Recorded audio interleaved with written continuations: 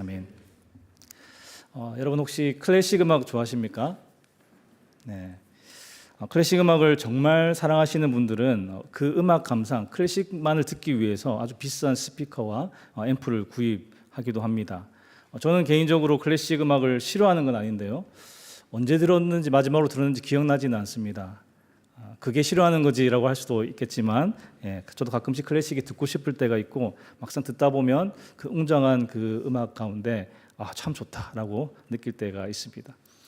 클래식 좋아하시는 분들은 다 아실 테지만 모차르트, 베토벤, 또 브람스 같은 서양 음악사의 거장들이 음악의 아버지라 부르며 존경하는 한 사람이 있는데요. 바로 요한 세바스찬 바흐입니다.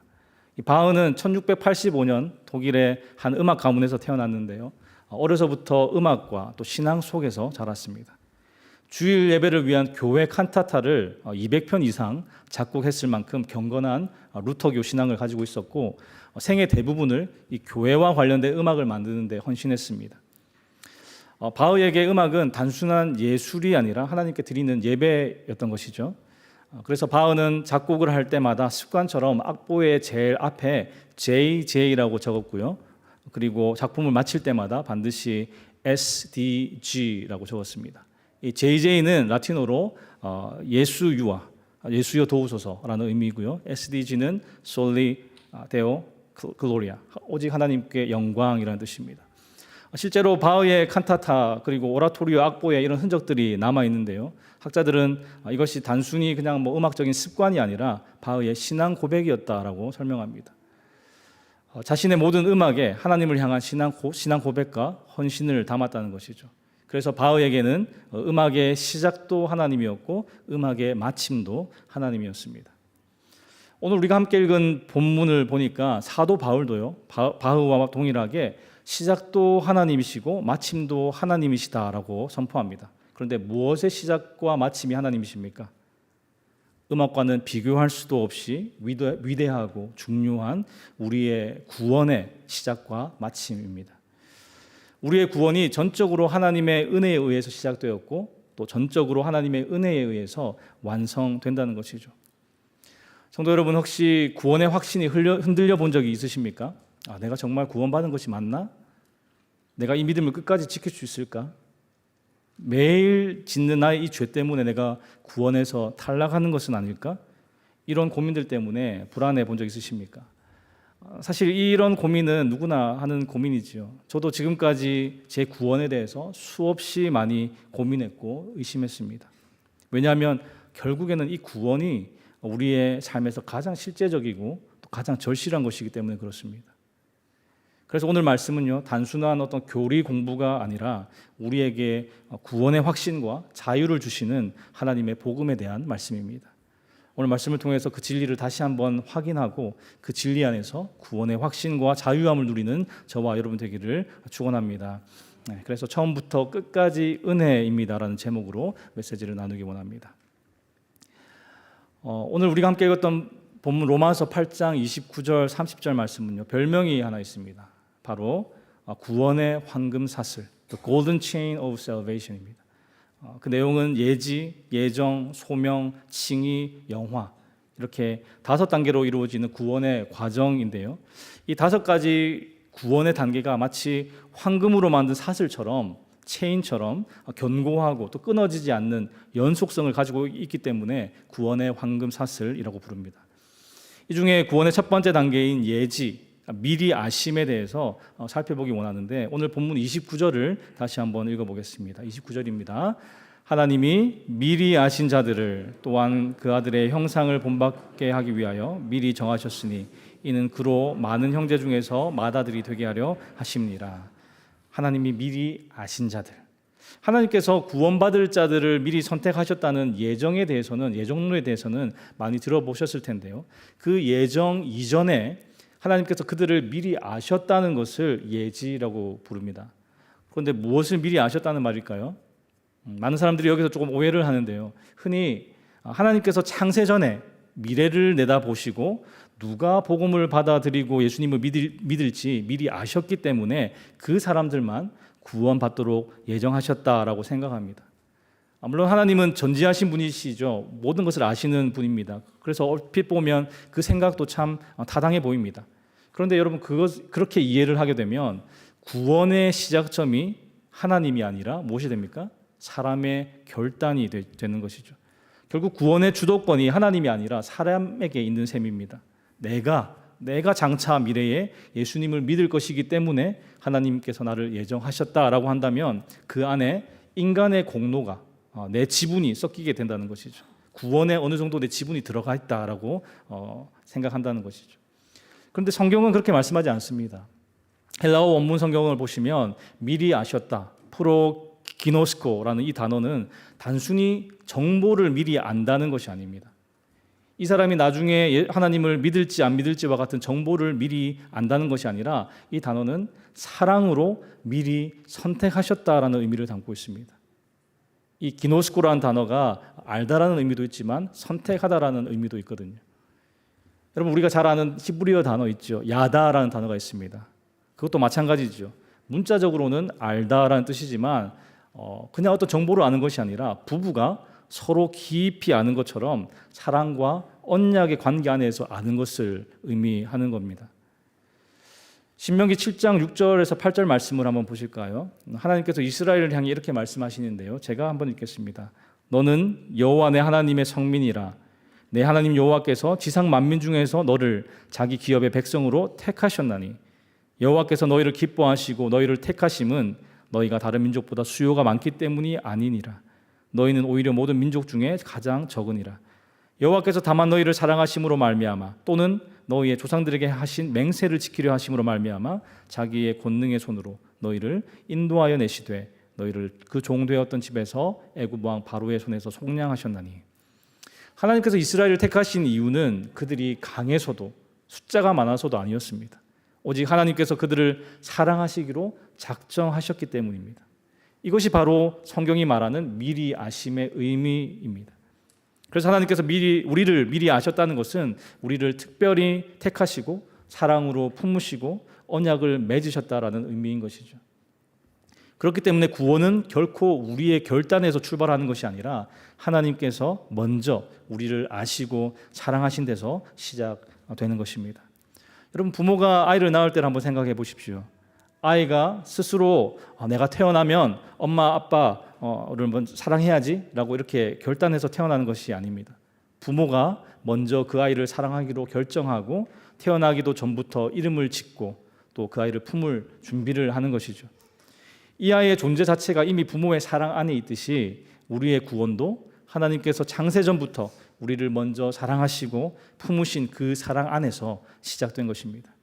그래서 우리는 너무나도 자주 흔들리는 내 자신의 믿음이 아니라 변함없이 우리를 먼저 사랑하신 하나님의 그 사랑 위에 구원의 확신을 세워야 하는 것이죠. 하나님께서 미리 아시고 우리를 미리 아시고 사랑하셨다면 그 사랑은 반드시 다음 단계로 이어집니다. 하나님은 단순히 사랑한다라고만 하신 것이 아니라 우리의 삶을 어떤 모습으로 빚어가실지 창세 전부터 이미 정해두셨는데요. 이것이 바로 예정입니다. 29절 말씀 다시 한번 볼까요? 네. 하나님이 미리 아신 자들을 또한 그 아들의 형상을 본받게 하기 위하여 미리 정하셨으니. 여기서 미리 정하셨다라는 말이 바로 예정인데요. 하나님께서 구원받을 자들을 창세 전부터 확실히 정해 두셨다는 의미입니다. 그런데 많은 사람들이 이 교리에 대해서 거부감을 가집니다. 심지어 크리스천들 중에서도 하나님의 예정을 받아들이지 못하는 사람들이 있는데 그 이유는 이 예정을 운명론과 혼동하기 때문에 그렇습니다. 여러분 운명론이 무엇입니까? 운명론은 세상의 모든 사건이 이미 정해져 있어서 인간의 의지나 노력은 아무런 의미가 없다는 그런 사상을 운명론이라고 그러죠. 그래서 이 운명론에 빠지면 모든 것이 이미 정해져 있기 때문에 내가 아무리 노력해도 상황은 바뀌지 않아 하면서 절망하거나 체념하게 됩니다. 그러나 성경이 말씀하는 하나님의 예정은 이런 운명론이 아닙니다.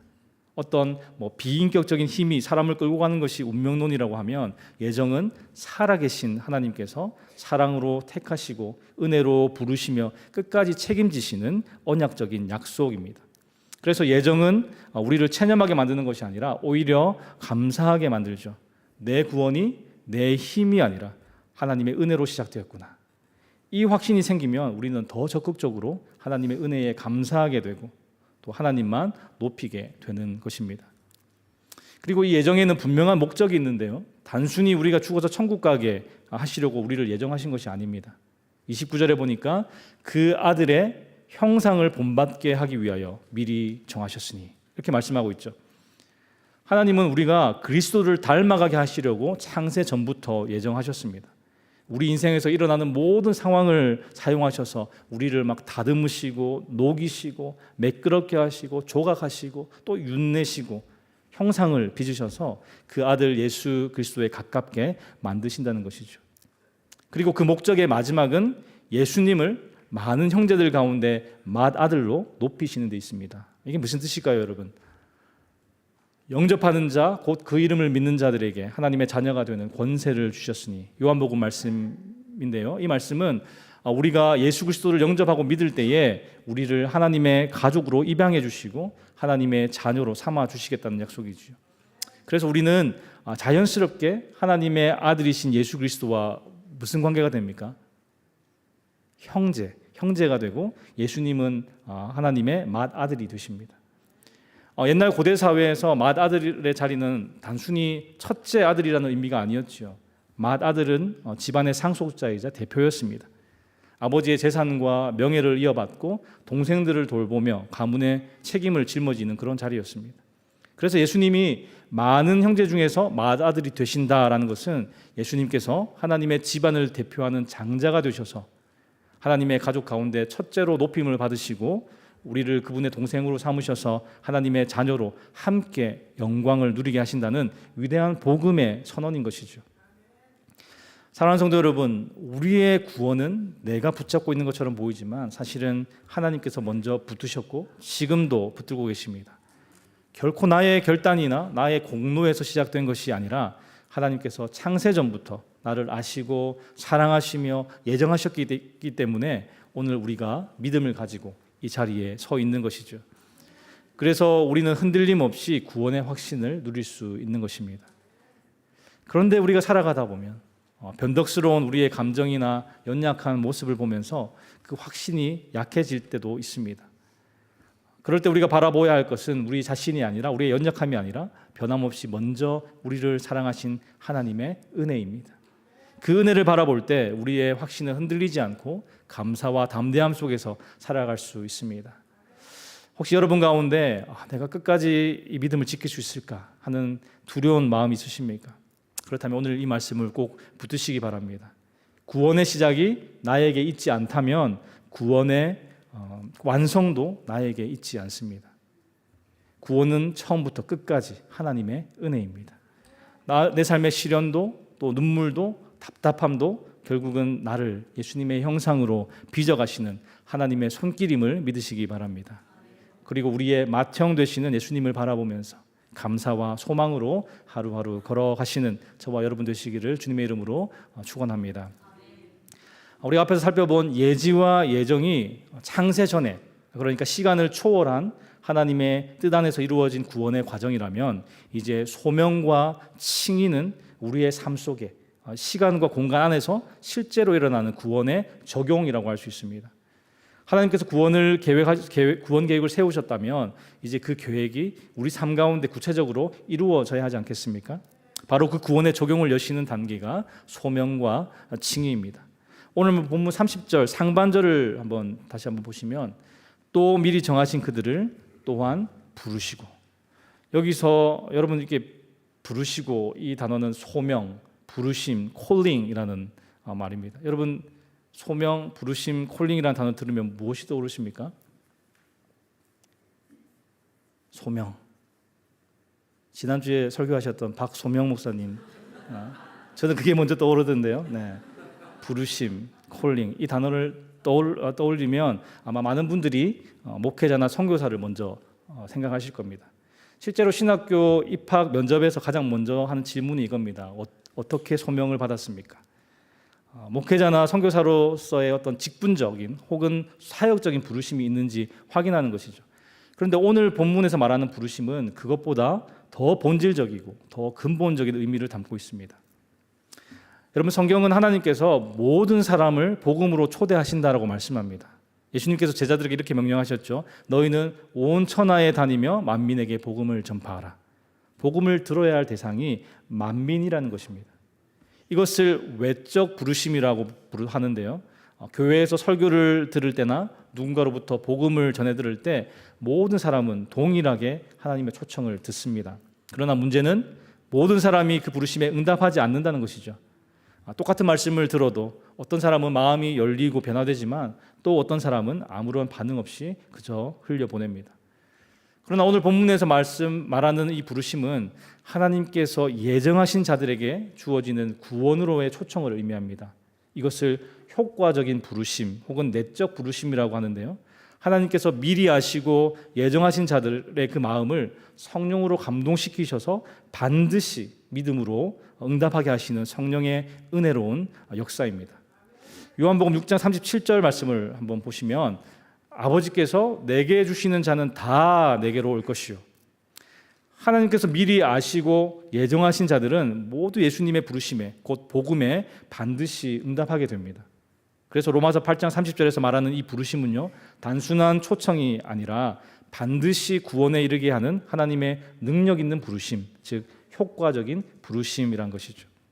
여러분, 씨 뿌리는 자의 비유를 기억하시죠? 농부가 밭에 나가서 씨를 막 뿌릴 때 씨앗은 모든 땅에 뿌려집니다. 이것이 외적인 부르심입니다. 그런데 어떤 씨는 길가에 떨어져서 새들이 먹어버리고 또 어떤 씨들은 돌밭에 떨어져서 뿌리 내리지 못하고 말라버립니다. 또 어떤 씨는 가시떨기에 떨어져서 세상의 염려와 또 욕심 때문에 자라지 못하죠.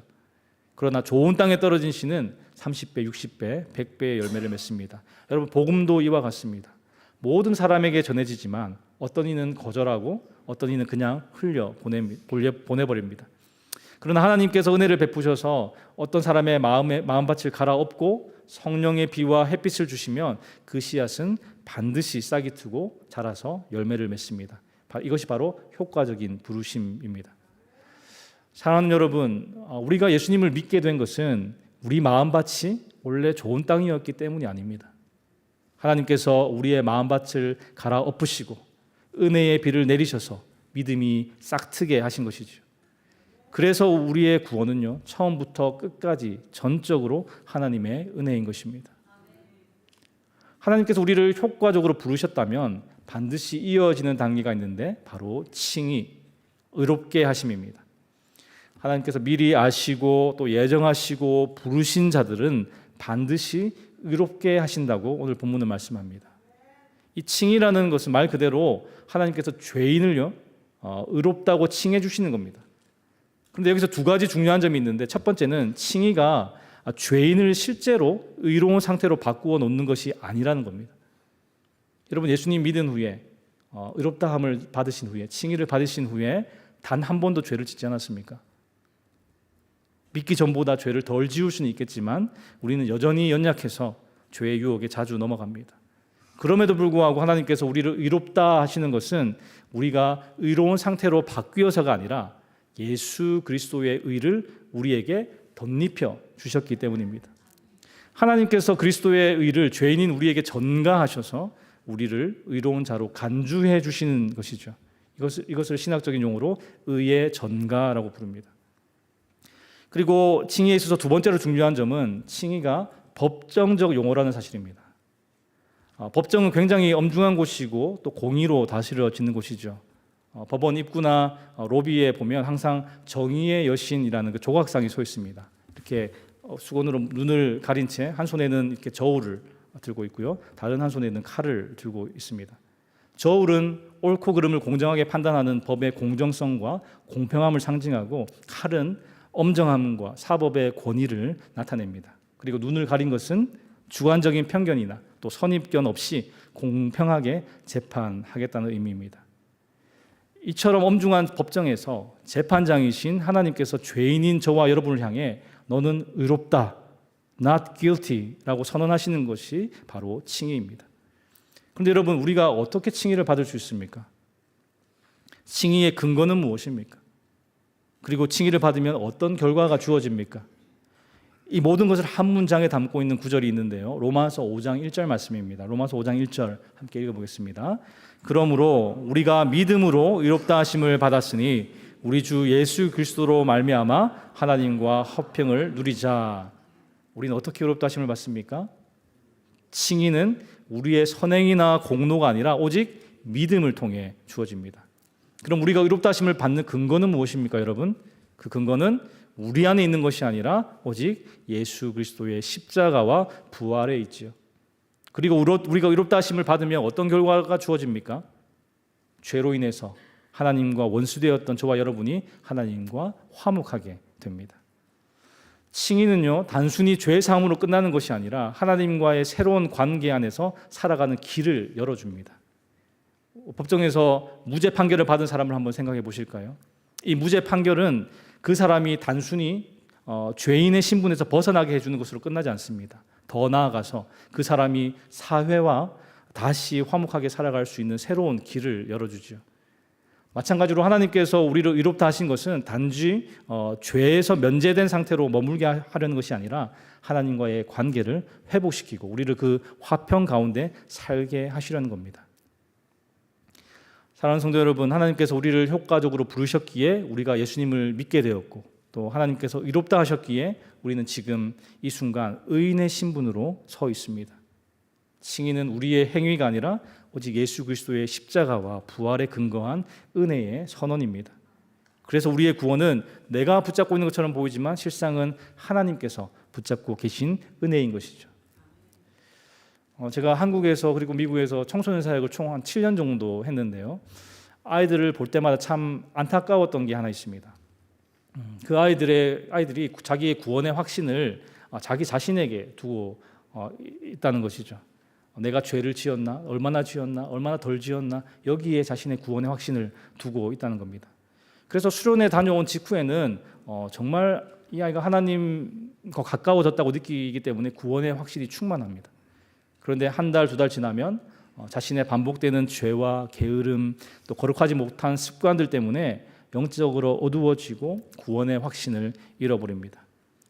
그러다가 또 수련회에 가서 은혜 받으면 회복되지만 참 재밌는 현상은요, 저녁 집회 때마다 강사가 이렇게 얘기하죠. 오늘 예수님을 영접하고 구원받고 싶은 사람은 손을 들고 앞으로 나오라고 합니다. 그런데 아이들이 분명히 작년에 나갔던 애인데 올해 또 나가고 그 다음에 또 나가고 매년 나갑니다. 매년 새롭게 구원을 받더라고요. 구원의 확신이 자기 행위에 따라 왔다 갔다 하기 때문이죠. 여러분, 구원은 우리 모두에게 가장 실제적이고 절실한 문제입니다. 물론 먹고 사는 일도 실제적이고 절실하지만 궁극적으로 우리에게 가장 실제적이고 절실한 문제가 바로 구원의 문제입니다. 그런데 그 구원의 확신을 내 감정이나 결단 혹은 삶의 모습에 두면 반드시 흔들릴 수밖에 없습니다. 그러나 오늘 본문이 우리에게 가르쳐주는 것은 구원의 확신은 전적으로 하나님의 예지와 예정, 소명과 칭의라는 끊어지지 않는 은혜의 사슬 위에 세워져야 한다는 것이죠. 그때 비로소 흔들리지 않는 구원의 확신을 누릴 수 있게 되는 것입니다. 성도 여러분, 하나님께서 우리를 부르시고 또 의롭다 하셨습니다. 그런데 여기서 한 가지 질문이 생기지 않습니까? 칭의 이후에 내 삶은 어떻게 되는가? 나는 여전히 연약하고 자주 넘어지는데 하나님께서 나의 미래를 어떻게 인도하실까? 성경은 분명히 대답합니다. 하나님은 우리를 부르신 후에 내버려 두지 않으시고 마지막까지 책임지셔서 영광의 자리, 곧 영화의 단계로 이끌어 가십니다. 이것이 바로 구원의 마지막 단계인데요. 로마서 8장 30절 하반절 한번 볼까요? 의롭다 하신 그들을 또한 영화롭게 하셨느니라. 사도 바울은 구원의 이 마지막 단계를 영화라고 선포합니다. 그런데 여러분, 뭐 하나가 좀 빠진 것 같지 않습니까? 로마서 8장 30절에서 설명하는 구원의 황금사슬은 예지, 예정, 소명, 칭의, 영화, 이렇게 5가지 고리로 이어지는데요. 우리가 실제로 신앙생활을 하면서 가장 길게 경험하는 단계가 하나 있습니다. 뭘까요? 성화입니다. 그런데 성화가 어디에 있는 걸까요? 사도 바울이 실수로 성화를 빠뜨린 걸까요? 바울은 성화를 언급하지 않았지만 그렇다고 성화의 성화가 구원의 과정에서 빠져 있다는 것은 아닙니다. 오히려 너무나 당연하게 포함되어 있어서 별도로 언급하지 않은 것이죠. 성화는 칭의와 영화 사이에 반드시 존재하는 과정입니다. 하나님께서 우리를 의롭다 하신 후에 성령께서는 지금도 우리를 빚어가고 계시죠. 그래서 성화는 성령께서 우리 안에 역사하셔서 우리의 거친 부분을 다듬으시고 예수님의 형상을 점점 닮아가게 하시는 과정입니다. 데살로니가전서 4장 3절 말씀은 이렇게 얘기하죠. 하나님의 뜻은 이것이니 너희의 거룩함이라. 구원의 목적은 단순히 천국행 티켓을 받는 것이 아니라 이 땅을 살아가는 동안 점점 예수님을 닮아가면서 거룩해지는 데 있습니다. 그런데 성화는 단번에 끝나는 것이 아니라 평생에 걸쳐 조금씩 이루어지는 과정이지요. 그래서 때로는 너무 더디게 보이고 심지어 후퇴하는 것처럼 느껴지기도 합니다. 몇 년 동안 화가 나도 막 꾹꾹 누르면서 잘 참으면서 내 성품이 참 많이 달라졌구나, 인격이 성숙해졌구나, 내가 점점 그리스도의 성품을 닮아가고 있구나라고 생각했는데 어느 순간 한 번의 분노가 그 모든 것을 무너뜨리는 때도 있죠. 후퇴하는 것 같을 때가 있습니다. 그러나 성령께서는 우리의 시련과 연단을 통해서 말씀과 기도를 통해서 우리를 반드시 자라게 하십니다. 여러분, 아이가 처음 걸음마를 할 때를 떠올려 보십시오. 두세 걸음 떼다가 금방 넘어집니다. 그런데 부모가 아이를 보면서 왜 제대로 못 걷냐 하고 책망하지 않죠. 오히려 두세 걸음 뗀 그 순간을 기뻐하면서 동영상도 찍고 막 이렇게 아이를 다시 이렇게 세워줍니다. 물론 아이가 계속해서 반복해서 넘어지겠지만 결국 제대로 걷게 되지요. 성화의 과정도 마찬가지입니다. 우리는 의롭다 칭함을 받은 후에도 여전히 넘어지고 같은 죄로 실수하고 자꾸만 흔들립니다. 그러나 하나님은 우리를 버리지 않으시고 다시 일으켜 세워주십니다. 우리가 넘어졌다고 해서 구원의 사슬이 끊어지는 것이 아니라 오히려 그 과정 속에서 조금씩 더 예수님을 닮아가도록 인도하시죠. 성도 여러분, 성화는요, 넘어짐이 없는 길이 아니라 넘어짐 속에서도 일으켜 세워주시는 하나님의 은혜를 경험하는 길입니다. 그렇기 때문에 성화의 과정이 때로는 더디고 힘들어도 낙심하지 마십시오. 결국 하나님께서 우리를 영화의 자리까지 이끌어 가실 것입니다. 그럼 구원의 마지막 단계인 영화란 무엇입니까, 여러분? 영화는 우리의 몸과 영혼이 완전히 새롭게 변화되어서 예수 그리스도의 형상을 온전히 담게 되는 것입니다. 지금 우리는 의롭다 칭함을 받았지만 여전히 연약하죠. 죄의 흔적이 남아있고 매일매일 유혹과 싸우며 실패하기도 합니다. 그러나 마지막 날에 주님께서 다시 오실 때 우리의 낮고 연약한 몸은 부활의 몸으로 변화될 것이고 우리의 영혼은 죄의 흔적이 전혀 없는 거룩한 상태로 바뀌게 됩니다. 빌립보서 3장 21절 말씀 함께 읽어보겠습니다. 시작. 그는 만물을 자기에게 복종하게 하실 수 있는 자의 역사로 우리의 낮은 몸을 자기 영광의 몸의 형체와 같이 변하게 하시리라. 아멘. 우리가 지금 살아가는 이 육신은 너무나 연약합니다. 시간이 지나면 늙고 병들고 결국은 죽음 앞에 서게 되죠. 아무리 건강 관리를 열심히 하고 의학이 발달해도 우리의 몸은 썩을 수밖에 없는 한계를 가진 존재입니다. 그러나 영화의 날에는 전혀 다른 일이 일어납니다. 하나님께서 우리를 다시 일으키시고 부활의 몸을 입혀주시죠. 그 몸은, 그 부활의 몸은 더 이상 병들지 않고 쇠하지 않고 죽음의 지배를 받지 않는 몸입니다. 사도 요한은 계시록 21장 4절에서 그 날을 이렇게 묘사합니다. 다시는 사망이 없고 애통하는 것이나 곡하는 것이나 아픈 것이 다시 있지 아니하리니. 죄로 인한 모든 결과와 고통이 완전히 사라지고 오직 하나님의 영광과 기쁨만이 가득한 상태가 바로 영화입니다. 그런데 여러분, 흥미로운 것은 바울이 로마서 8장 30절에서 의롭다 하신 그들을 또한 영화롭게 하실 겁니다. 하실 것이라가 아니라 뭐라고 했습니까? 영화롭게 하셨느니라. 완료형으로 기록하고 있습니다. 아직 우리는 영화의 자리에 이르지 않았는데 왜 완료형을 썼을까요? 하나님께서 이루실 구원이 너무나 확실하기 때문에 마치 이미 성취된 것처럼 선포한 것이죠. 하나님이 시작하신 구원은 결코 중간에 멈추지 않고 반드시 완성되기 때문입니다. 여러분, 우리의 구원은 시작도 하나님, 과정도 하나님, 완성도 하나님이십니다. 내가 붙잡고 있는 것 같아도 사실은 하나님께서 나를 붙드셨고 지금도 붙들고 계십니다. 그래서 우리의 구원은 흔들리지 않습니다. 지금은 여전히 연약함 속에 성화의 과정을 걷고 있지만 반드시 영화의 자리에 도달할 것입니다. 성도 여러분, 이것이 바로 우리의 소망입니다. 백만장자되고 오래 살고, 이게 우리의 소망이 아니라 바로 이 영화, 이게 우리의 소망입니다. 영화는 단지 먼 미래의 이야기가 아니라 오늘을 버티게 하는 힘입니다. 여러분, 우리가 왜 낙심하지 않고 오늘을 살아갈 수 있습니까? 우리의 끝이 보장되어 있기 때문에, 하나님께서 시작하신 구원을 반드시 완성하실 것을 믿기 때문에 그렇습니다. 그날에는 더 이상 죄도 없고 눈물도 없고 실패도 없으며 오직 영원한 영광과 기쁨만이 우리를 기다리고 있습니다. 성화의 길에서 힘들고 낙심될 때마다 영화의 영광을 바라보면서 소망을 잃지 마시기 바랍니다. 하나님께서 시작하신 구원은 반드시 완성하십니다. 이것이 바로 처음부터 끝까지 은혜라는 복음의 확실한 약속입니다. 성도 여러분, 오늘 우리는 로마서 8장 29절 30절 말씀을 통해서 구원의 황금 사슬을 살펴보았습니다. 구원의 시작은 하나님이 미리 아시고 예정하신 은혜였고, 구원의 적용은 하나님이 우리를 부르시고 의롭다 하신 은혜였습니다.